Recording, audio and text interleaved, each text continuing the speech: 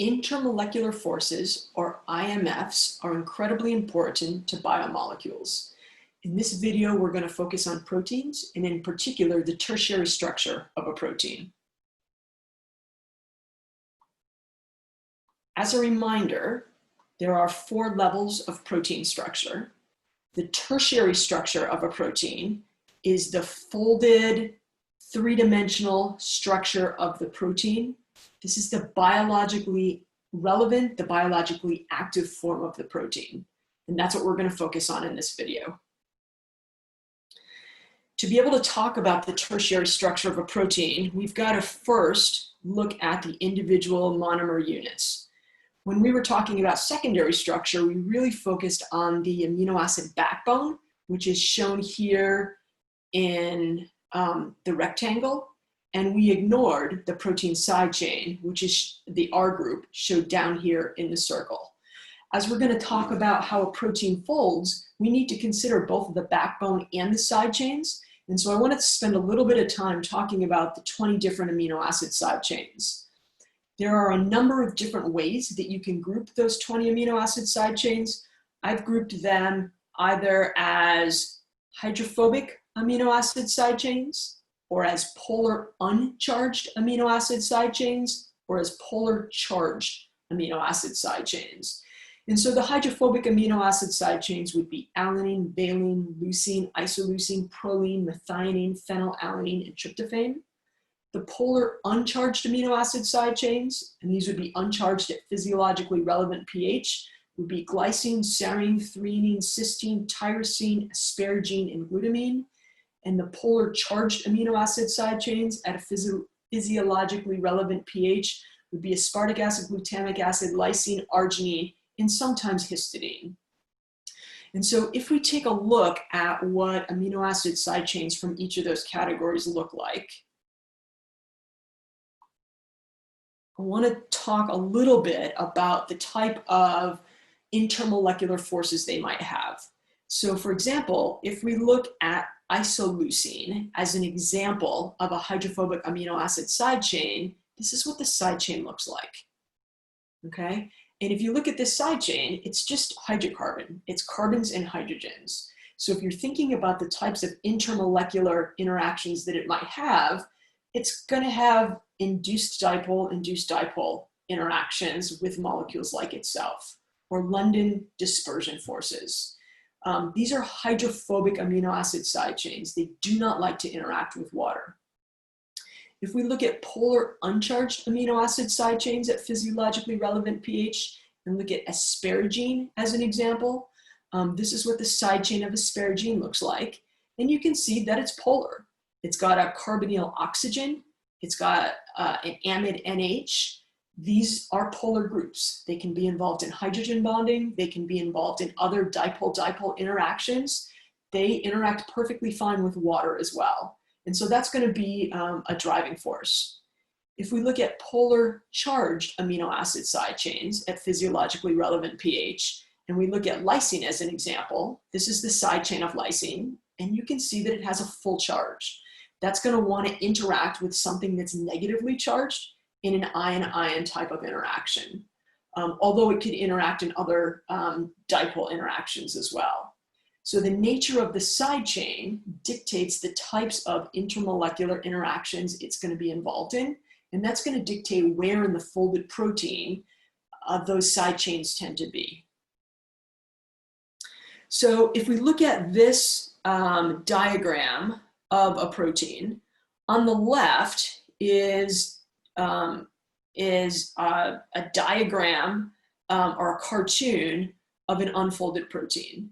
And you can see that there are non-polar side chains and there are polar side chains. And in this particular diagram, the non-polar side chains are shown in green and the polar side chains are shown in blue, yellow, and red. As the protein folds, as it gets into its compact, globular, three-dimensional, biologically relevant state, what happens is that these green non-polar or hydrophobic side chains don't want to interact with water. They want to be on the inside of the protein, interacting with themselves by London dispersion forces. And you can see that that's the case in this folded protein here. These green side chains are in the middle, okay? If you look at the polar side chains, the ones that are in yellow and blue and red, they are perfectly fine interacting with water. And so you see a number of these on the outside of the protein where they have hydrogen bonds, these red bonds, with water. Some of these polar groups can be on the inside of the protein, that's fine, but if they're on the inside of the protein, they're going to be hydrogen bonded or involved in dipole-dipole interactions with other parts of the protein with which they can hydrogen bond or have a dipole interaction with.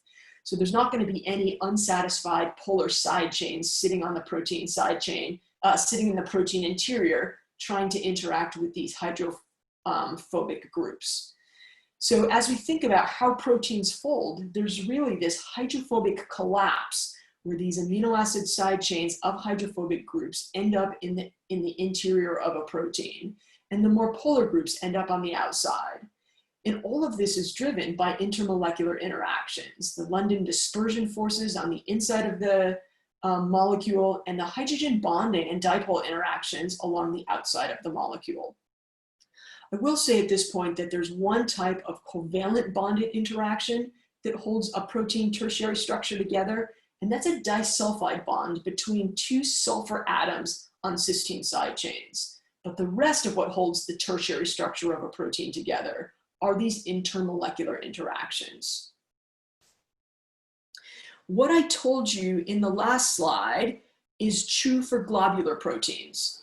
Globular soluble proteins, proteins that are in an aqueous environment. And so an example of that would be a protein like carbonyl reductase 1, which is shown here on the left. And if you look at this protein, the way that it's set up, the way that its tertiary structure is set up, is anything that's shown in red is hydrophobic, anything that's shown in blue is polar, and anything that's shown in gray is fairly neutral, not terribly hydrophobic or terribly polar. So glycine, for an example, would be an example of a gray residue. But if you look at this folded soluble protein, what you see is the red residues, the hydrophobic side chains, they're on the interior of the protein. You're really not seeing them. And polar residues or backbones are shown in blue. And those are on the outside of the protein. You can see a lot of them. There's blue here and blue here and blue here and all over the place. And these interact with water primarily through hydrogen bonding. The opposite is going to be true if you're talking about a membrane-bound protein. And I've shown rhodopsin, which is a membrane-bound protein, over here on the right. And what's true of a membrane-bound protein is that the exterior of that protein is exposed to the lipid bilayer. And the lipid bilayer is very nonpolar. And so if that bilayer is nonpolar, it wants to interact by induced dipole London dispersion forces with nonpolar parts of the protein.